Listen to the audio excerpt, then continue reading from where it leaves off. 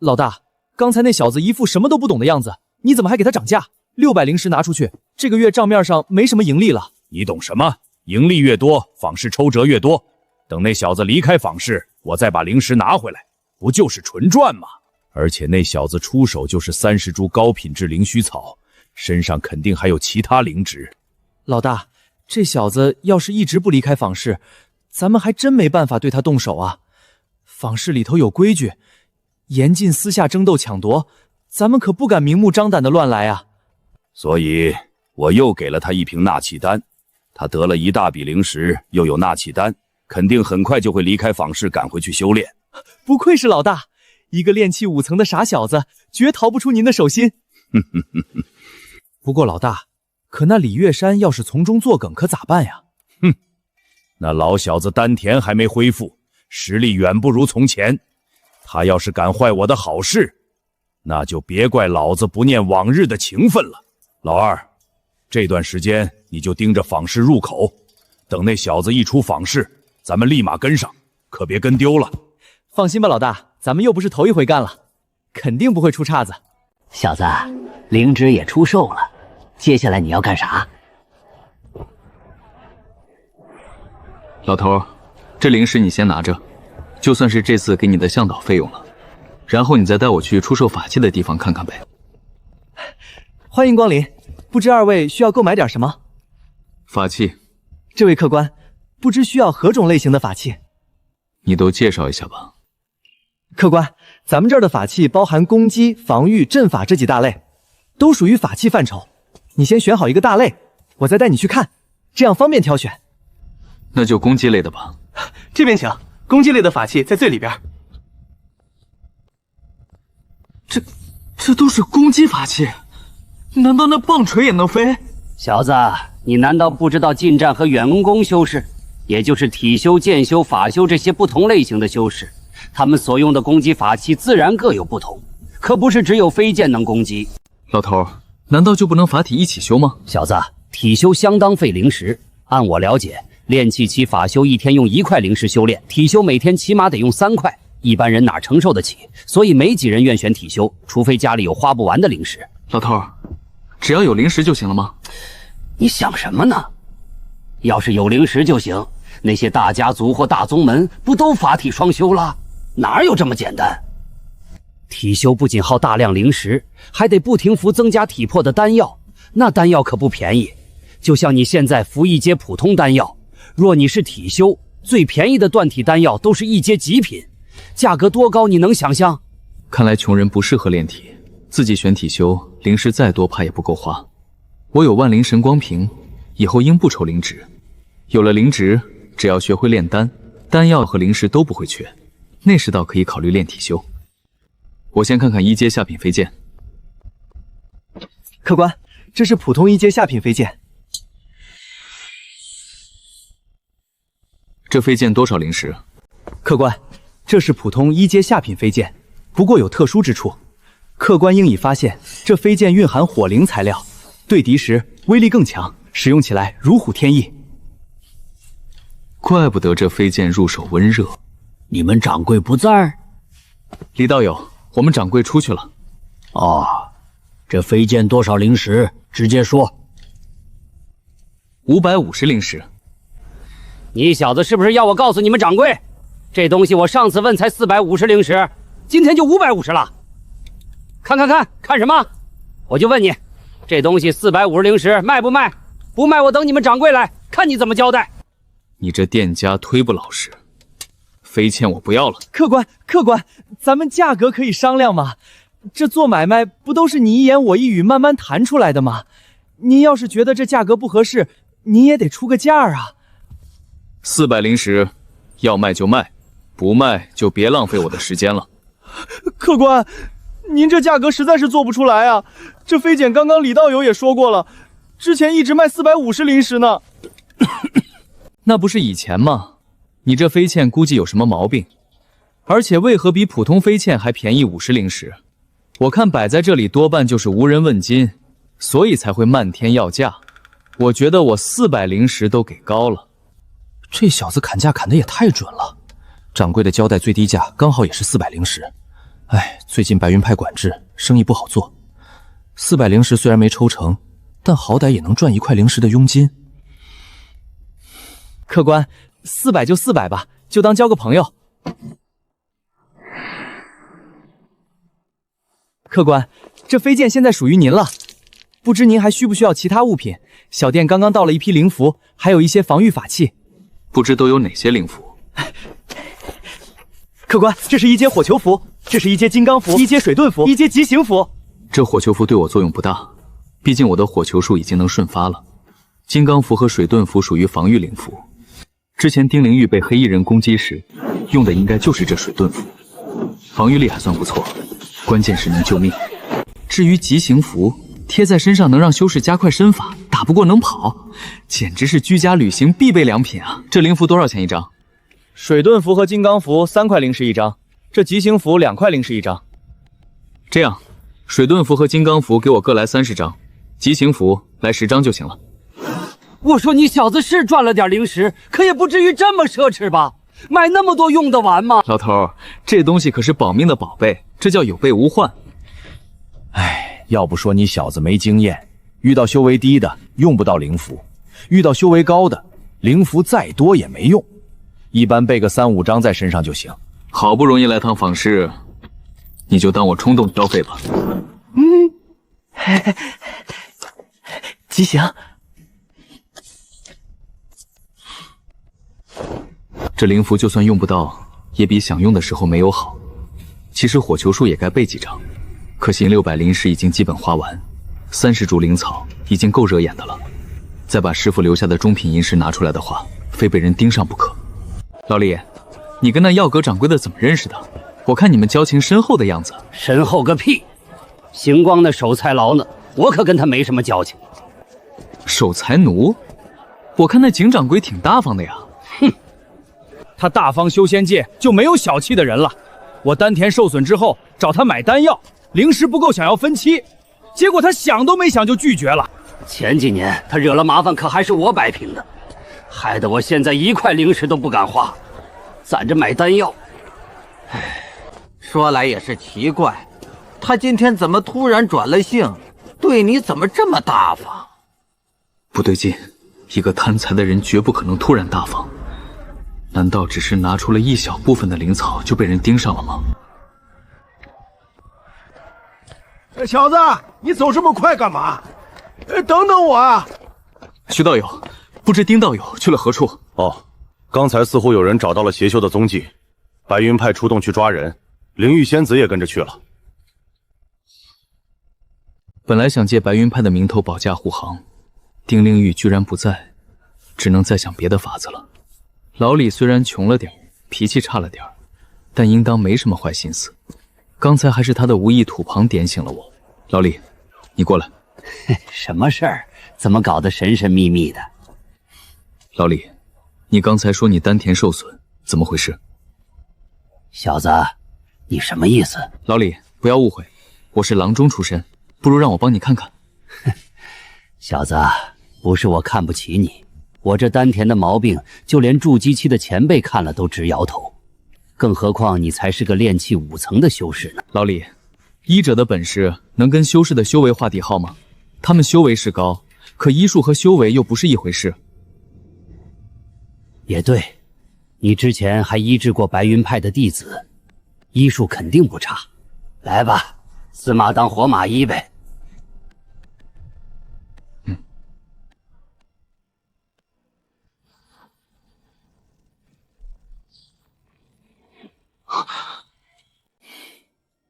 我说你小子要是没办法，就别在这吓唬人，行不行啊？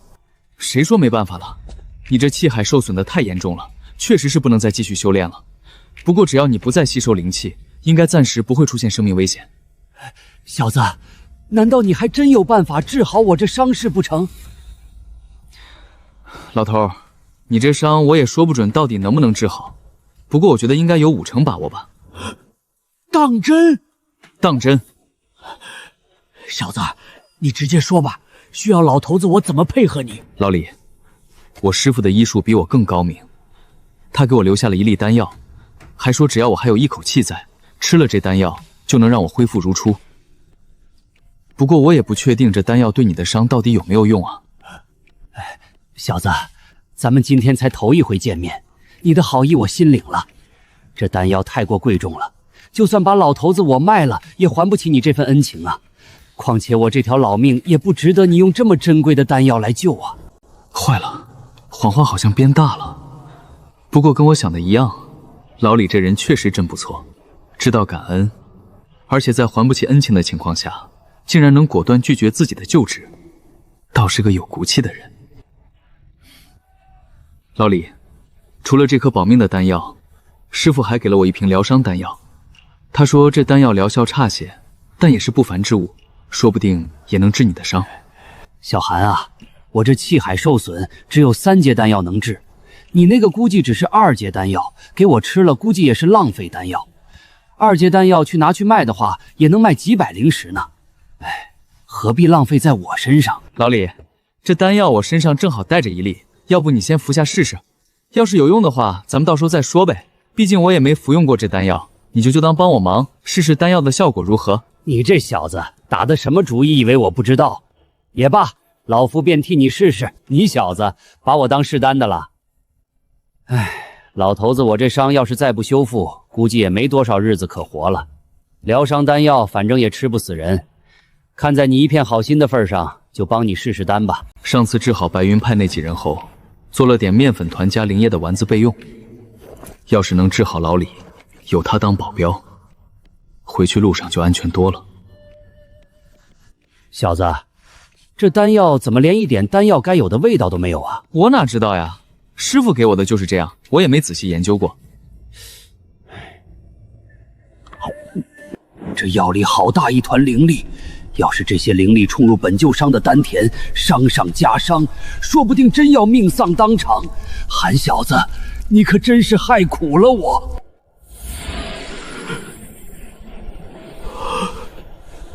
这灵力不仅没有伤害丹田，居然自动在帮自己疗伤了，这也太神奇了吧！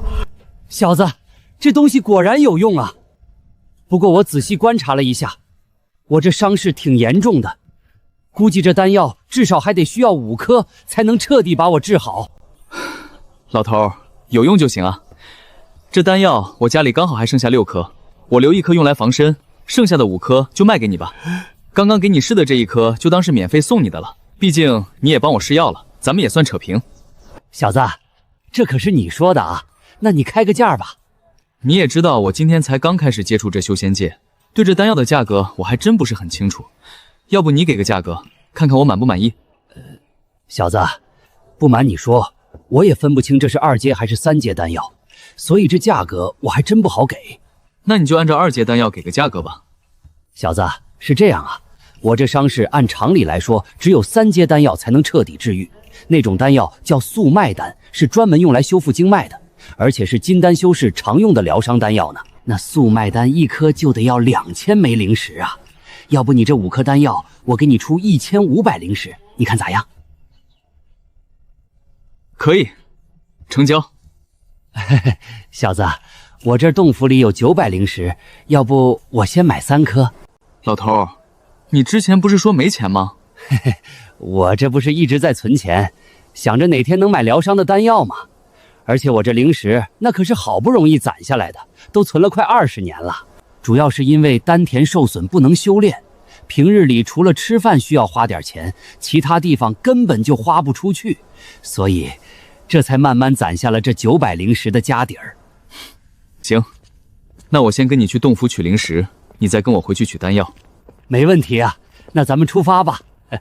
等一下，我想起来在坊市还有事要办，你先回洞府，我过会儿就跟上。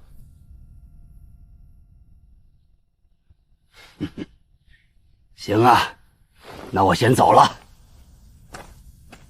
不怕贼偷，就怕贼惦记。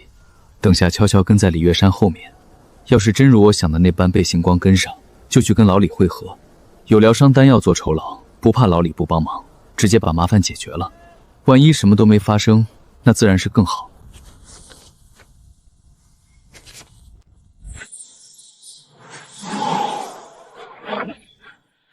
这小子走的也太快了，可不能让他给跑了呀！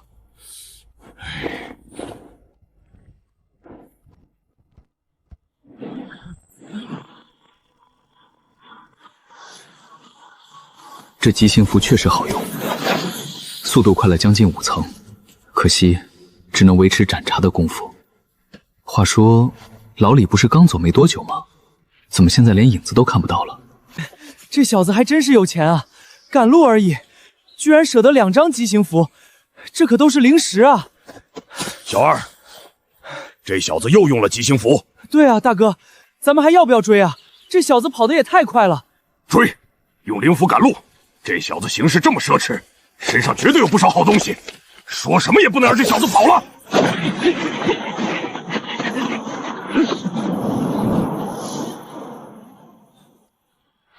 大哥，这小子不会把灵石都拿去买飞剑和灵符了吧？先不管那么多，咱们这次出来必须把他弄死，到时候他身上的东西就都是咱们的了，肯定有的赚。极行符还是买少了，撑不了多久。要不试试御剑飞行，反正我有灵液，不怕灵力消耗大。居然真追上来了，还来得这么快！这爱千刀的怎么还有极行符啊？他不会把我给他的灵石全买了飞剑和灵符吧？老大，咱们没多少极行符了呀，这么追下去可不是个办法呀！你一会儿等灵符失效以后，直接贴上接着追，我先御剑过去拦住他。老大，你才练气5层，靠着这飞剑恐怕也坚持不了多久啊！没事儿，这个距离只要10几息就能拦住他了，你赶紧跟上就行。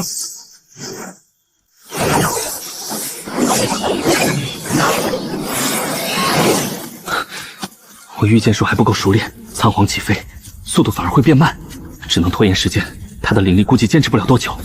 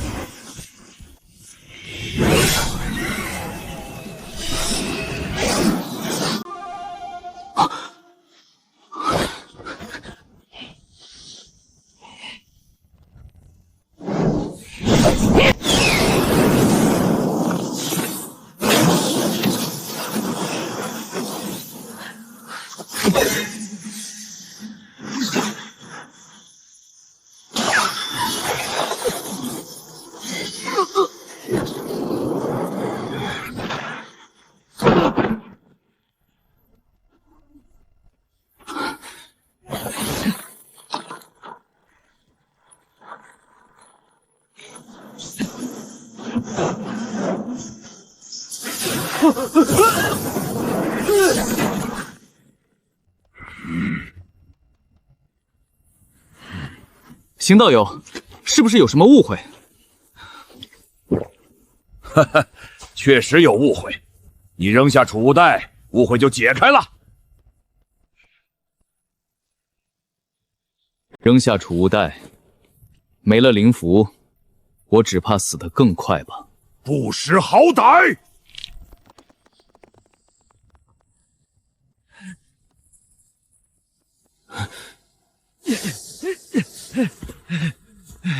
你这臭小子，走这么快作甚？一点不知道体谅老人，懂不懂尊老爱幼啊？老头，你不是回洞府了吗？怎么从这个方向来的？我回个屁！你个臭小子还搞引蛇出洞！我等你离开坊市才动的身。这老李真当是老修仙，原来早就看穿了一切。现在想来，之前看似无意的土房行光守财奴和提前关门，都是他故意在点我。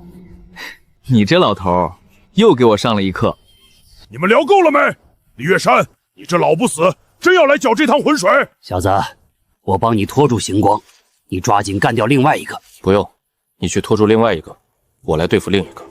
你们两个真是目中无人，欺人太甚！二阶御空符，小子，你顶得住吗？放心，我顶得住。顶得住，那你快点解决战斗。老头子我还受着伤，拖不了太多时间。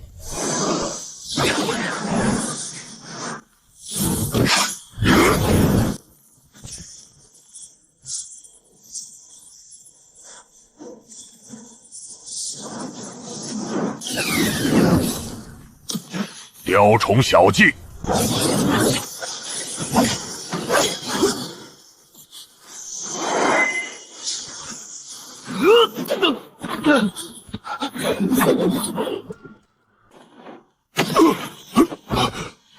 小子神识什么情况？居然如此牢固，反震之力高得吓人。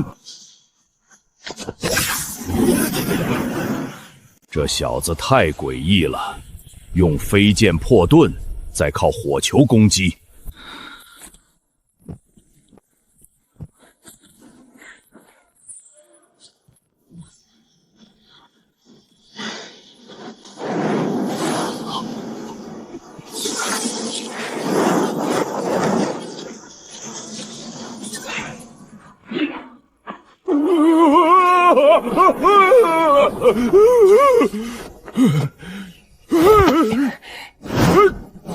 还能这样？哼！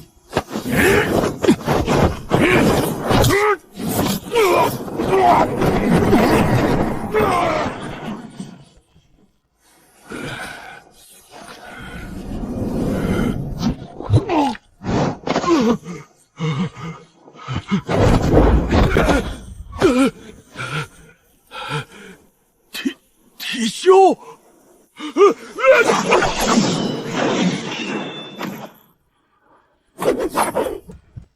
体法双修，你到底是什么人？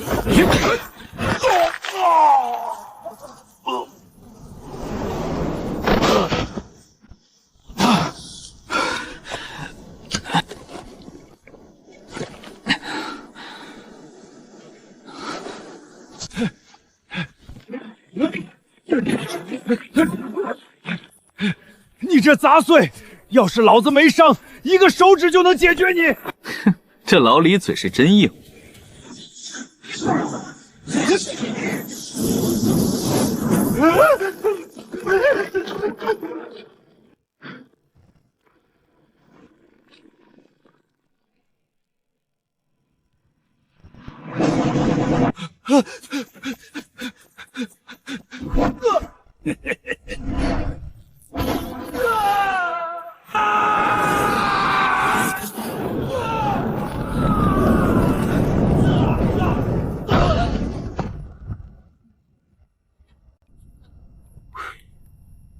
我不是早就说了吗？一根手指就能解决你。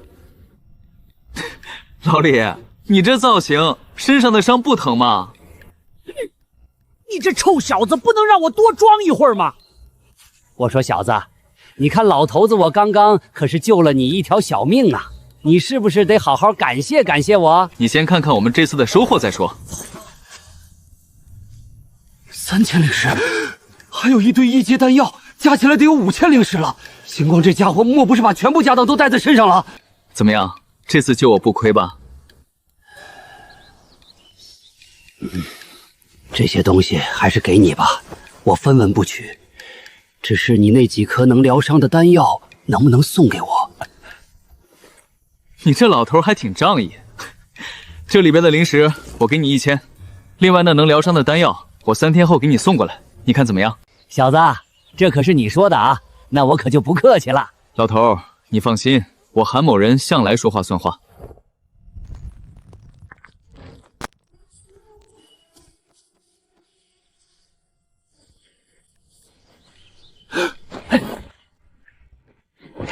还有一个储物袋可以拆。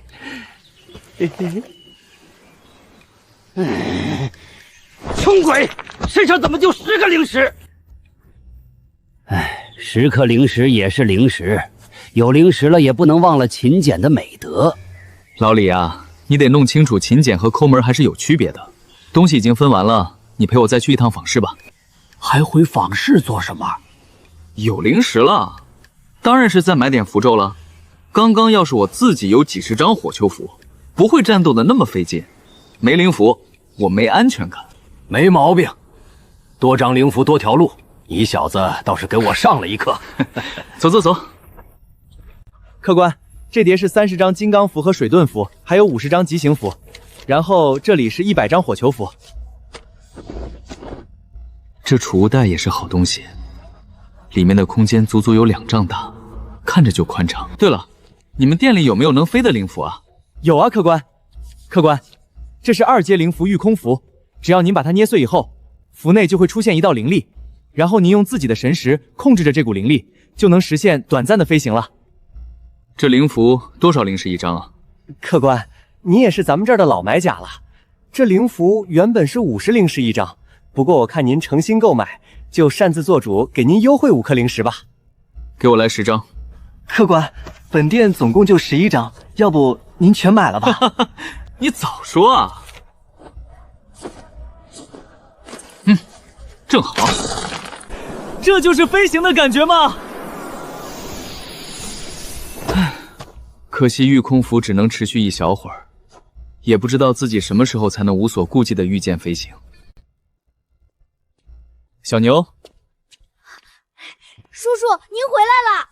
来，这是给你带的礼物，全是些小零食。谢谢叔叔。最近有没有什么事儿啊？没什么大事儿，就是你走了以后，咱们镇上好像闹鬼了。闹鬼？小牛，知道大概是个什么情况吗？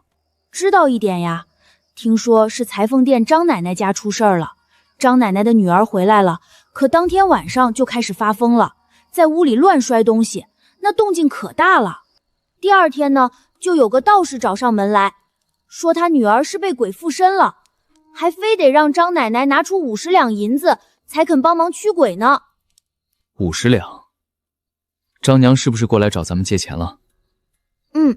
张奶奶过来的时候您不在家，我看她着急的样子，就把您走之前给我的钱都借给她了。叔叔，那道士好像今天晚上就要动手捉鬼了，咱们要不要去看看呀？小牛，你在家好好看着，叔叔这就去看看情况。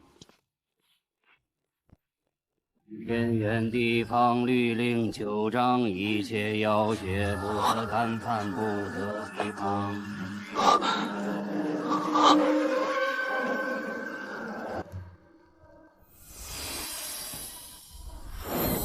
在这具身体内，连一丝神魂都没有。一个没有神魂的躯体，那不就是个死人吗？妖魔鬼怪还不现身！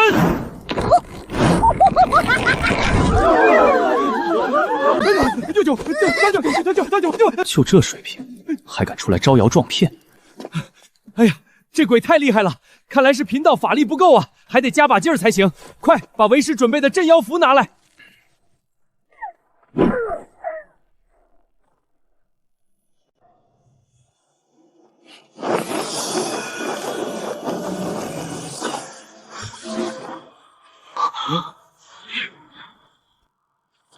此女已经没交大碍，休养几天便可恢复。那厉鬼已经被我收服在这魂幡之中了。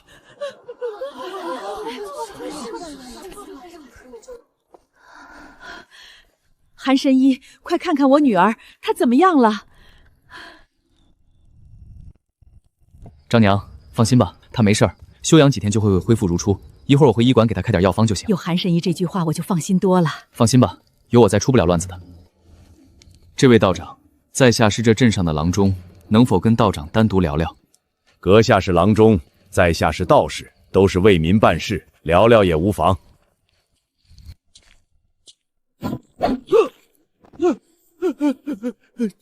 前辈，饶命啊！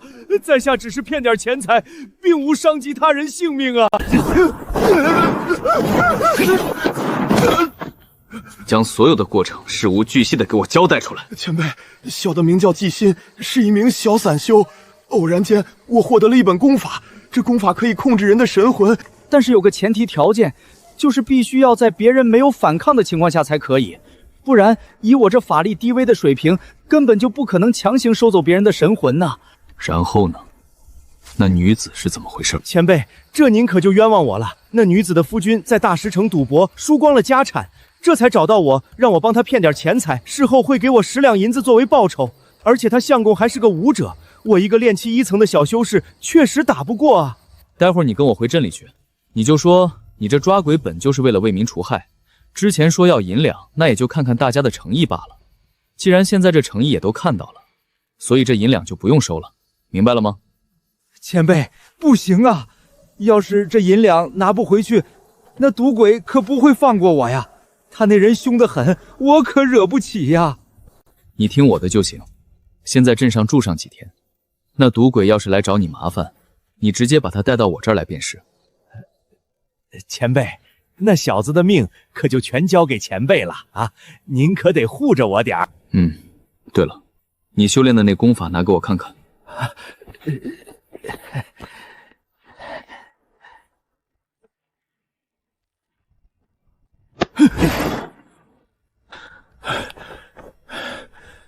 记住我教你的说辞，可千万别给我搞砸了啊！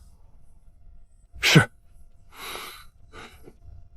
哈哈，韩神医所言极是，这抓鬼的钱贫道就不收取了。毕竟咱们这也是为了为民除害嘛，哪能光想着钱财？那可就违背了贫道的初心了。这演技不去细端可惜了。没错，而且这镇上的情况，想必道长也清楚得很。张王家确实没那么多银两，这大家也都是有目共睹的。娘，我觉得吧，咱们还是多少给道长一些银两吧，毕竟人家道长救了我一命。就算是道长，那平日里也是需要吃饭的呀，咱可不能让人家白忙活一场，不是？张娘，道长刚刚已经说了，这抓鬼的钱他一分都不收，而且道长还说要在咱们镇上待上几天，咱们就给道长收拾出一间屋子，让他暂时在镇上住下就可以了。既然道长想在咱镇上待几天，咱们这些老家伙就赶紧给道长找个空屋子收拾出来。咱镇上有好几处空房子呢，实不实说，肯定能让道长住得舒坦。对，咱这就动手。谢谢道长，谢谢道长。张娘，别这样，救人是好事，这是我应该做的。张娘，你闺女不是嫁到大石城了吗？韩神医，家家都有难处，这些事儿就不说了。张娘，以后要是有啥事儿，你直接来找我就行，我先回去了。多谢韩神医，您费心了。这事儿完了，我就不打扰了。要是这姑娘以后还有啥问题，来找我就行。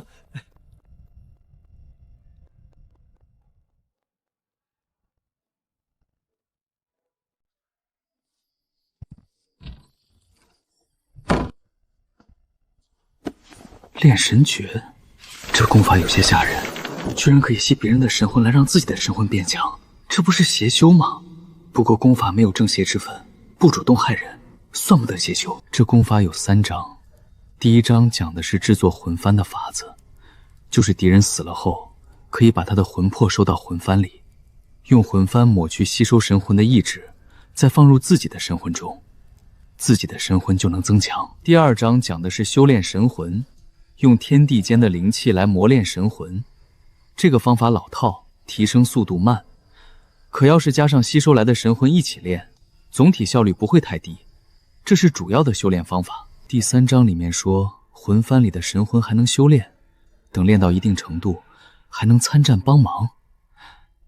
要是能有个几10个神魂帮我打架，那不是无敌了？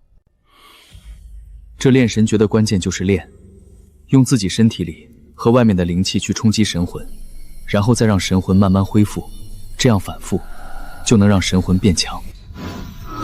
大意了，冲击的太猛了，头好晕，好像有很多蜜蜂在脑袋里飞。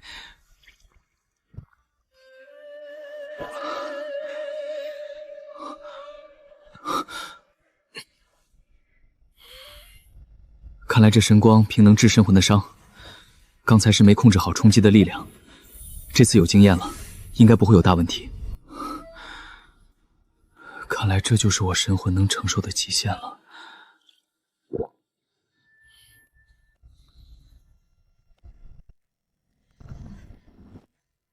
只一晚上神识就多了半丈，到时候神识达到几10丈，那不是敌人还没近身就被自己飞剑弄死了？而且火球术的锁定距离也变远了。果然是1寸长1寸强啊！进来。叔叔，抓鬼的道士找您。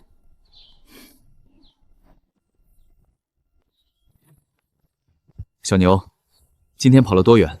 叔叔，小牛今天跑了3圈。不错，继续保持。叔叔出去一趟，你切不可乱跑啊！前辈，那毒鬼已然进入镇子了，正在张元家大闹呢。走，咱们去瞧瞧。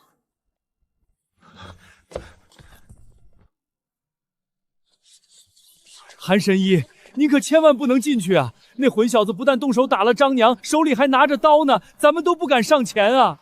镇上的捕快呢？捕快已经来过了，说那人是武者，他们也无能为力。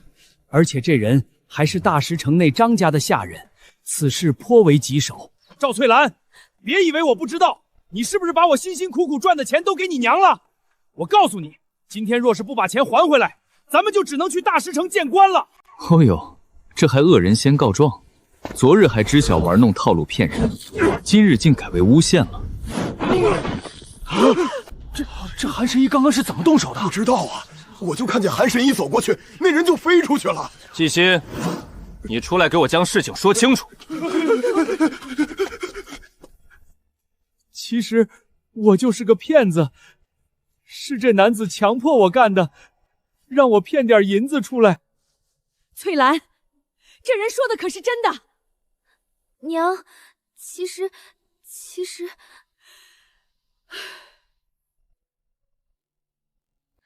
翠兰，这是家里所有的银子，一共15两，你拿走吧。原本是想着等你生育之后再给你的，既然你如今方法都用尽了，那这银子你便拿走吧。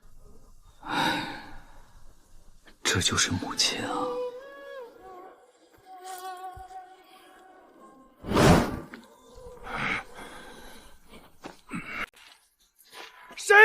谁敢动老子？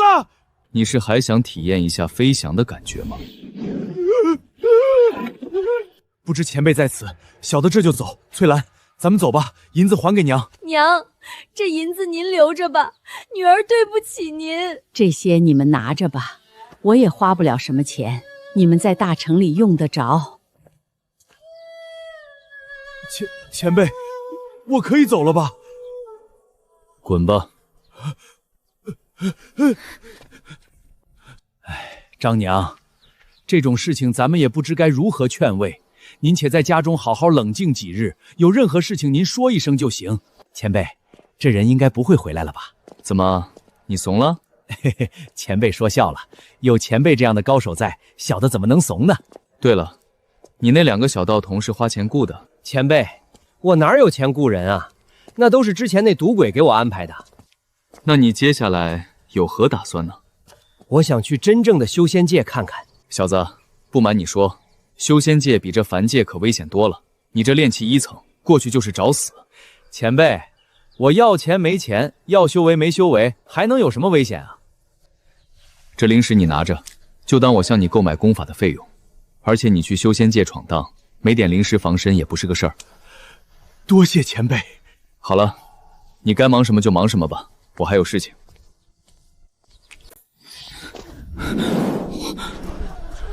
让让！你小子怎么如此之快就回来了？我赶路时用了吉星符。你小子能不能低调点儿？虽说咱们手头有些钱财，但也不能这般肆意挥霍啊。放心吧，老头，我通常都是在四下无人之处才使用灵符的。对了，这坊市今天怎么这么多人？还能有啥事儿？还不是那邪修的修炼功法极其变态，修为简直一天一个变化。这坊市中的散修已然有6人惨遭毒手了。知道现在那邪修的修为是多少吗？有一位炼气8成的修士曾与那邪修打过照面，双方还交手试探了一番。依此推算，那邪修应该是炼气8成左右。老头，那现在这是什么情况？如今这邪修的实力已然远超我等散修所能应对的范畴，所以便有了新的悬赏规则，要求5人1组去捉拿邪修，而且每组都必须有1名炼气后期的高手带队。对了，徐家还有白云派都没派人来收拾这邪修吗？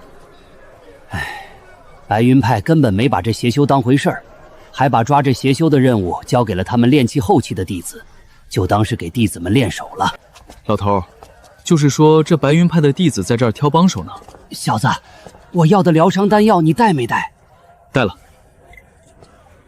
这里头有6颗，都给你。小子，先别管这儿的事儿了，这挑人的事儿一时半会儿完不了，先陪我老头子去疗伤。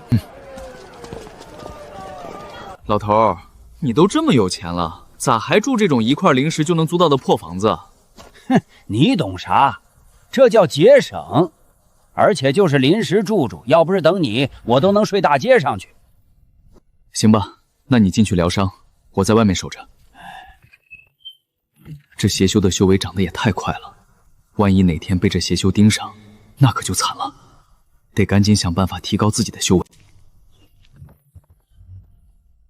老头，你这伤好了？哈哈，小子，多亏了你的丹药，我本来就是炼气6层巅峰，吃了你的药，伤好了不说，还直接到炼气后期了。就是说，你现在炼气7层了？可不是嘛？难道我还能说自己炼气8层？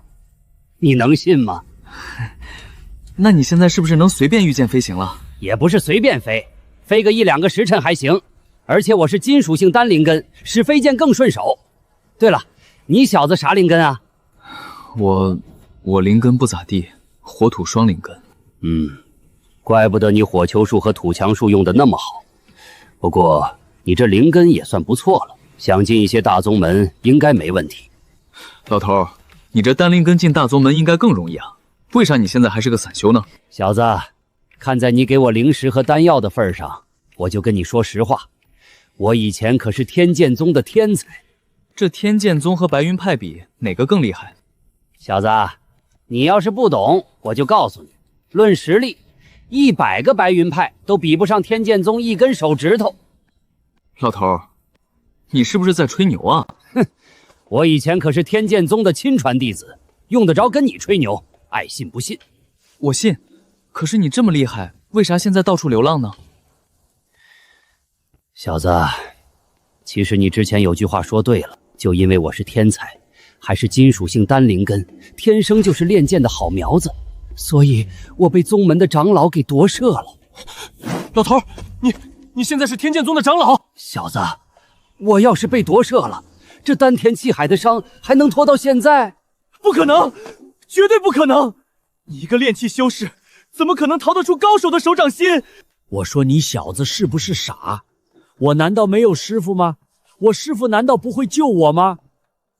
老头，你师傅要是救你，你还会把伤势拖上几10年？你骗鬼啊！当时我丹田已然受损，师傅为了掩护我逃离，与那长老发生了激烈冲突，最后不幸被斩杀。我也算是侥幸逃过一劫，一路仓皇逃到此地。难道你逃到这里后，那天剑宗就不再追查你了？那长老确实找了我一段时间，可我不过是一个小小的炼气修士，想找到我无异于大海捞针，而且这里又并非天剑宗的地界，他们不可能毫无顾忌的大肆搜寻我。接下来的事情你也都看到了。老头，这纳气丹多少钱一颗？我想买些来提升修为。纳气丹分为上中下3个品档，上品一般20灵石一颗，中品10块灵石一颗，下品则是5块灵石一颗。之前那行光的储物袋中不是有纳气丹吗？这个就是纳气丹。没错，不过以行光那手艺，最多也就只能炼制出中品纳气丹。里面有2瓶中品纳气丹，5瓶下品纳气丹，还有2瓶气血丹。气血丹是用来恢复伤势的，作用不大。作用不大是什么意思？伤势重些，这气血丹便毫无作用，而且2块灵石一颗，性价比极低。这些丹药你拿走一半吧，修为还是要跟上。老头，你就拿1瓶中品纳气丹。小子，老头子今天就给你普及一下，这下品的丹药内杂质太多，尽量少服用。即便是中品丹药，也不可服用过多。这些丹药里边含有丹毒，少量服用身体还能缓慢排出，要是服用过度，丹毒就会在体内慢慢堆积，一旦达到临界点，便是神仙也难救。那这下品丹药咱们去卖了？现在那药铺已然成了无主之物，咱们要不潜伏进去，看看还有没有其他丹药。老头，真有你的，差点把这事都给忘了。小子，有没有什么有用的？啥也没有，都是些阶下品丹药，没啥用。你找到什么没有？哼，我就找到本册子。这房间内最值钱的就是这丹炉了。这就是炼丹的工具？这是黄阶下品丹炉，价值1500灵石呢。老头，这玩意儿能不能给我呀？我想学炼丹呢。你可知道，这炼丹那可是相当耗费灵石的呀。就拿灵草来说吧，哪怕只是一株普通的11阶灵草，都得要15灵石呢。反正这丹道啊，既是最烧钱的，同时也是最能赚钱的行当。老头，你放心吧，我心里都有数呢。这应该是行光记录下来的炼丹方法，你可以先拿这个学学看。我一个剑修，平日里就只专注于剑道，对炼丹这事儿确实是不太懂，实在是帮不上你什么忙啊。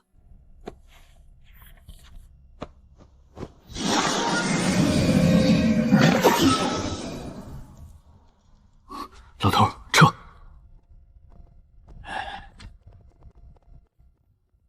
小子，我打算寻个地方闭关了，先把手里的丹药消耗消耗。况且我才刚刚突破到炼气7层，这修为还得多花些时间，好好打磨稳固一番才行啊。我先回红岩镇了，要是有啥事儿，直接到红岩镇来找我就行了。行嘞，那老夫就不多送了，你路上小心着点儿啊。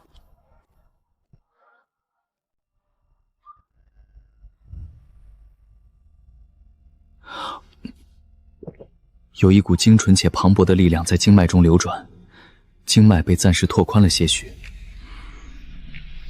吸收灵气的效率变高，周围的灵气不够用了。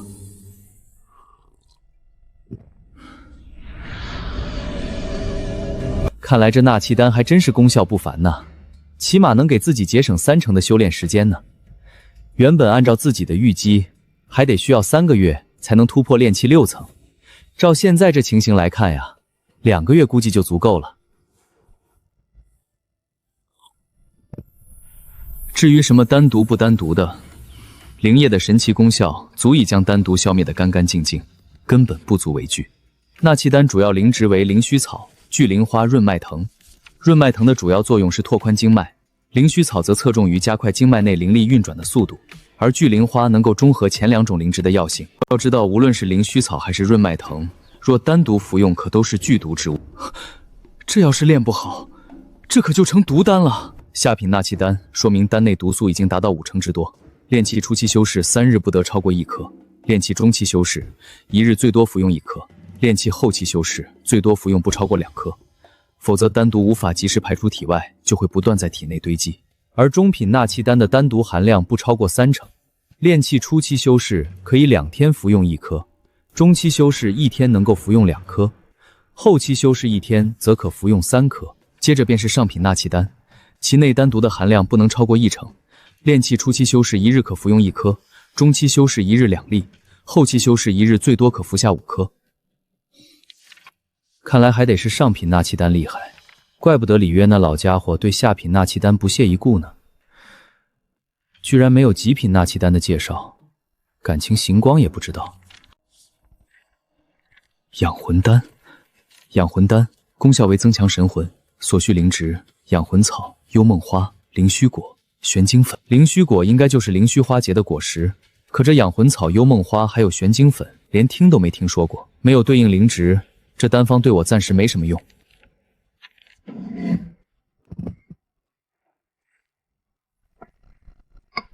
当下还是先好好研究研究纳气丹吧。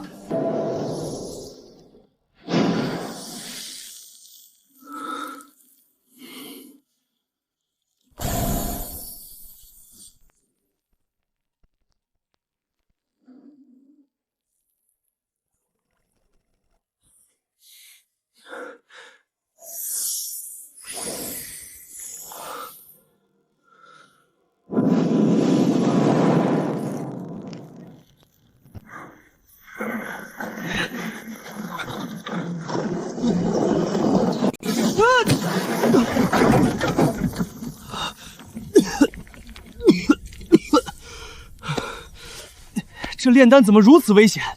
简直就是在玩命啊！还好，还好，这丹炉没事儿，不然自己这一次可就亏大了。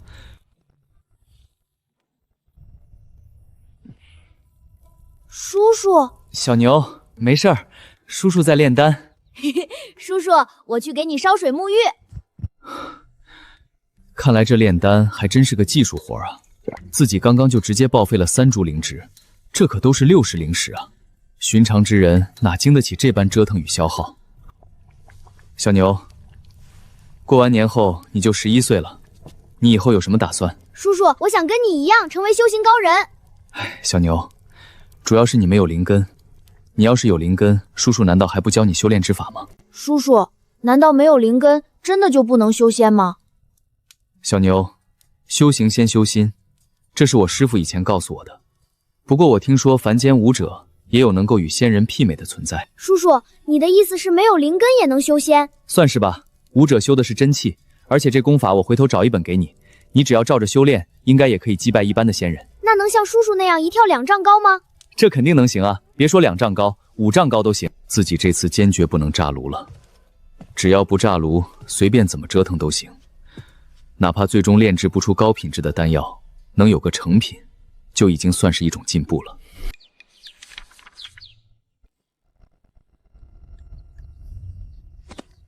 叔叔这是在炼制仙丹吗？都练了半个月了，每天都得来这么一下。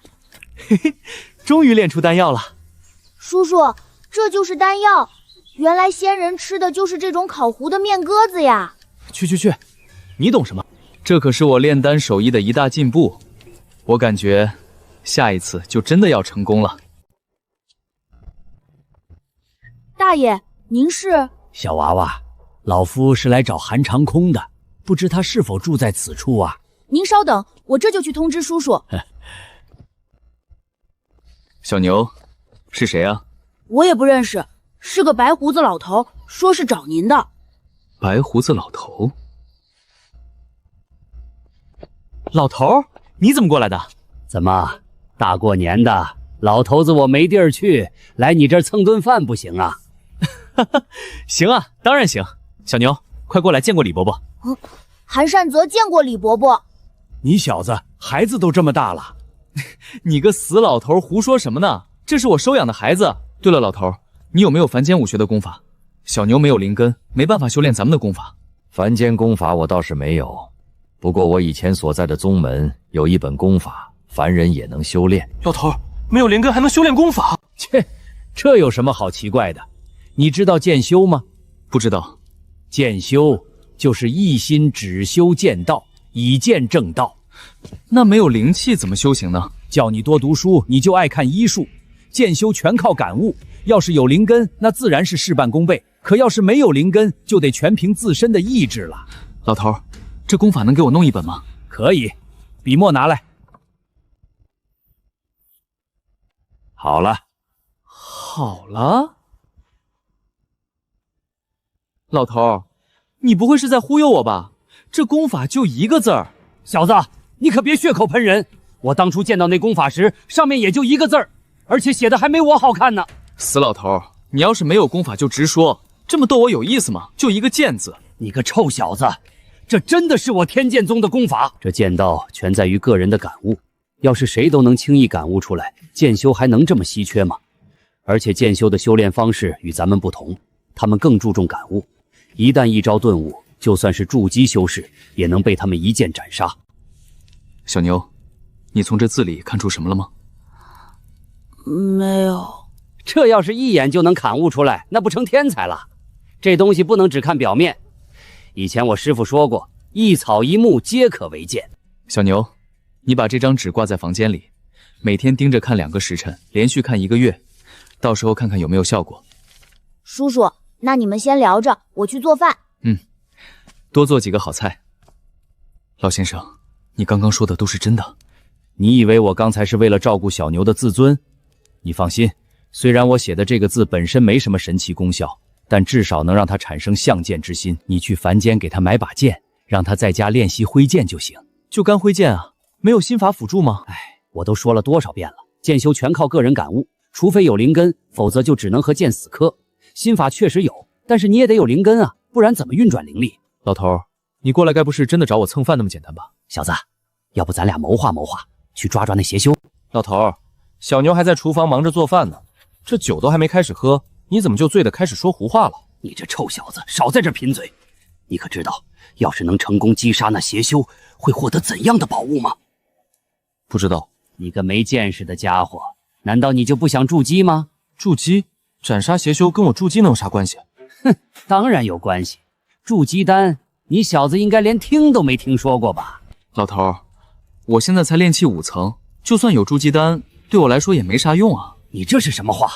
你如今还不到20岁，难道就这么轻易的觉得自己没机会筑基了？你知道这筑基丹有多昂贵吗？难道要大几千灵石？哼，大几千？你想的太简单了。这筑基丹可是2万灵石起步，而且还不一定能买得到，只有在大型拍卖会才有机会见到。一般情况下，成交价都在3万灵石以上。老头，这筑基丹虽然价值不菲，但是就凭咱俩，能打得过那邪修吗？你这不是废话吗？肯定打不过呀，但我们可以加入队伍啊。之前是白云派的炼气后期高手在招募成员，可这么长时间过去了，一点动静都没有，想必那邪修是藏起来了。所以白云派这次又派出了10名炼气后期的弟子，要求他们在1个月内务必将此事搞定。白云派直接派一个筑基前辈出手，不就轻轻松松把问题解决了吗？何必费这么大周折呢？哎，你以为白云派不想吗？关键还是面子问题呀。要是派出筑基前辈，这不就等于变相承认自己门内的弟子无能吗？但这样做的话，死伤那么多弟子，岂不是得不偿失？唉，在那些大门派眼里，炼气期的弟子根本不值钱。你看看这坊市中的散修就知道了，炼气期的修士随处可见。就拿着徐家坊市来说，它只是一个小坊市，而白云派下面还有一个更大的坊市，那坊池内光炼气期的散修就有数万人之多。在他们看来，牺牲几个炼气期弟子根本算不了什么。老头，这筑基丹虽说珍贵无比，是难得的宝物，可你想想，那白云派的弟子又怎会轻易将宝物拱手相让呢？万一到时候他们起了贪心，来个卸磨杀驴，咱俩被他们黑吃黑，也是极有可能的事情啊。叔叔，李伯伯，可以吃饭了。哎，这件事情以后再说吧，咱们先吃饭。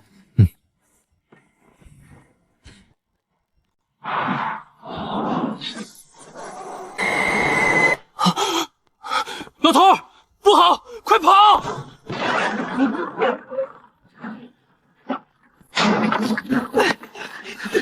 小子，这一派怎么会突然出现在这里啊？我哪知道啊，咱们肯定不是他的对手。先别管那么多了，赶紧跑路要紧。可是现在往哪儿跑啊？在赌鬼那儿得了消息，本以为就只有一个炼气5层的小崽子，没想到还蹦出个炼气7层的老东西。今天这运气还真是出奇的好啊！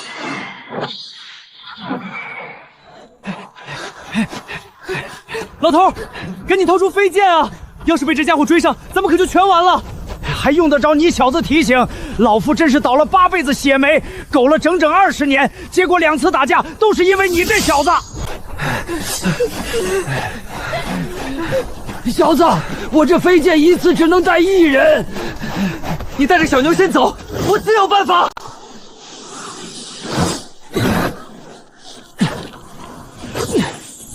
我哪有什么办法呀？这不纯粹硬着头皮上？不行啊！我才刚刚踏入炼气后期，这已经是我能达到的最快速度了。老头，你赶紧去坊市搬救兵，我来给你断后。小子，你疯了吧？就你这2下子，一个照面就得被他给秒了。别废话了，老头，再不走，咱们都得死在这儿。小子，这些灵符你拿着，尽量别跟他硬碰硬。叔叔，小牛，你放心，叔叔不会有事的。要是叔叔有什么3长2短，我韩善泽就算拼了这条命，也要斩尽天下所有邪修。哼，一张御空符，我看你能坚持多久。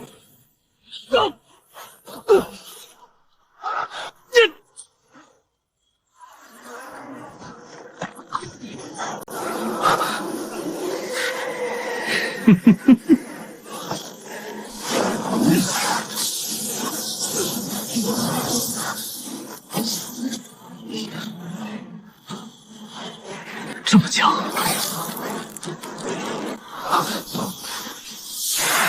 坏了，御空符用完了。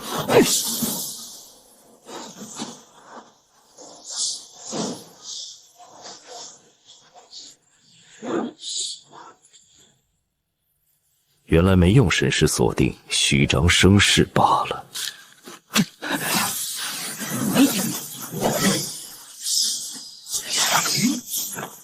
哈哈，小小子，怎么了？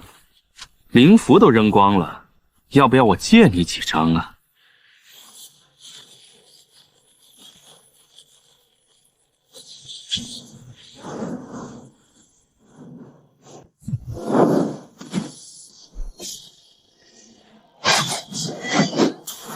终于知道星光当时为什么会晕了，原来飞剑上附着神魂，被抵挡，神魂会受到反战之力。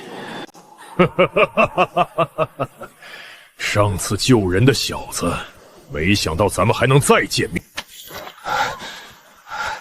你小子也太胆小了吧！准备这么多灵符？哼！要是没这么多灵符，我早就死了。哼！有种你就过来，看爷爷我不炸死你！不怕告诉你，老子啥都没有，就是灵符多。这20张不过是开胃菜罢了。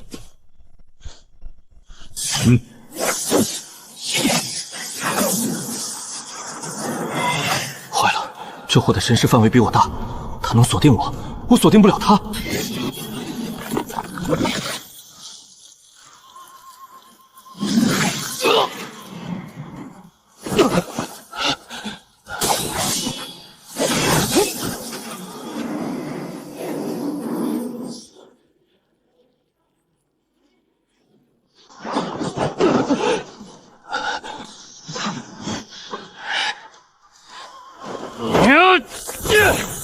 今天老子就算是死，也要让你掉层皮！再多火球打不住我有什么用？不对，你要做什么？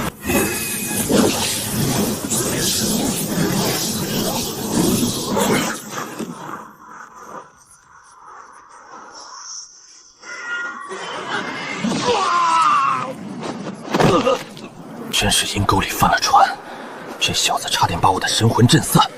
白云派的人应该马上来了，再不走就来不及。